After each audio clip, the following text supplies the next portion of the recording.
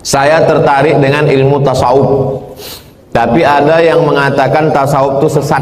Saya ikut-ikut tasawuf itu sosek. Bagaimana ini Pak Ustadz? Sebetulnya kalau diurut-urut ke belakang dari sejarah, maka akidah, fikih dengan tasawuf itu hadisnya satu. Ketika Jibril bertanya, ma huwal iman, ma huwal islam, ma huwal ihsan, apa itu iman? Dijawab Nabi, antuk minabillah wa malaikatihi wa kutubihi wa rusulihi wa yaumil akhir wa biqadri khairihi wa syarrihi. Itulah dia namanya ilmu akidah. Disebut juga dengan ilmu tauhid. Ketika ditanya ma huwal islam, apa itu Islam? Dia jawab Nabi, antasyhada an la ilaha illallah wa anna muhammadar rasulullah wa tuqimas shalah wa tu'tiyaz zakah wa tusum ramadan wa tahujjal baita in istata'ta ilaihi sabila. Lahirlah fikih salat, fikih zakat, fikih puasa, fikih haji, rukun, syarat, wajib, sunat, makruh, mubah, sunat muakkad. Lalu kemudian pertanyaan Jibril yang ketiga, ma wal ihsan, apa ihsan itu? Anta ambudallaha ka'annaka tara fa illam takun tarahu fa innahu yaraka. Kau sembah Allah khusyuk seakan-akan kau menengok Allah. Kalau kau tak bisa menengok Allah, maka Allah menengok engkau. Merasa selalu diperhatikan Allah namanya ihsan. Mensucikan hati, menghilangkan angkuh, menghilangkan sombong, menghilangkan takabbur. Ilmu tentang wujud qidam baqa mukhalafatul hawadisi qiyamu binafsihi wa daniyah qudrat ilmu ayat sama basar kalam, ilmu tauhid namanya. Ilmu tentang rukun, syarat, wajib, sunat, sunan muakkad, makruh, mubah, ilmu fikih namanya. Sedangkan ilmu yang tentang masalah menghilangkan angkuh, sombong, setelah bersih hati diisi dengan zikir, tawadhu, qanaah, ridha, tawakal, zikir, namanya ilmu tasawuf. Orang-orang yang tak setuju dengan tasawuf itu sebetulnya dia pakai tasawuf juga, cuman casingnya dia robah, namanya tazkiyatun nafs. Ini pakai tasawuf. Jadi apa namanya Ustadz? Tazkiyatun nafs. Tazkiyatun nafs artinya pensucian jiwa. Jadi sama lah macam orang, saya tak mau pakai baju buatan Indonesia, dibelinya Singapura, padahal baju itu dibuat di Batam juga, isinya sama.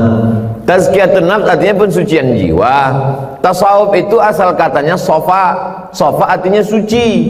Kalau sudah suci, sofa, barulah sampai ke marwah. Orang tidak akan sampai ke marwah. Marwah sudah jadi bahasa Melayu, kehormatan, kemuliaan. Maka di situ saya jawab, saya mengajar mata kuliah hadis di kampus, pengampu mata kuliah tasawuf di kampus saya namanya Ustadz Iskandar Arnel, S2 dari McGill University, S3 dari Malaysia. Dalam mengajar mata kuliah tasawuf, dia buka kajian Ibnu Arabi dan Al-Ghazali, datang ke UIN, Fakultas Usuluddin. Dalam menyikapi tasawuf terbagi dua. A, ekstrim kiri, menolak tasawuf sama sekali, kata dia tak ada tuh tasawuf. Yang kedua, ekstrim kanan, sangat mendukung tasawuf total. Siapa yang tak bertasawuf maka tak masuk surga. Tasawuf adalah mengkaji hati, bagaimana membersihkan hati dari hasad, dari riya, dari sum'ah, dari takbur.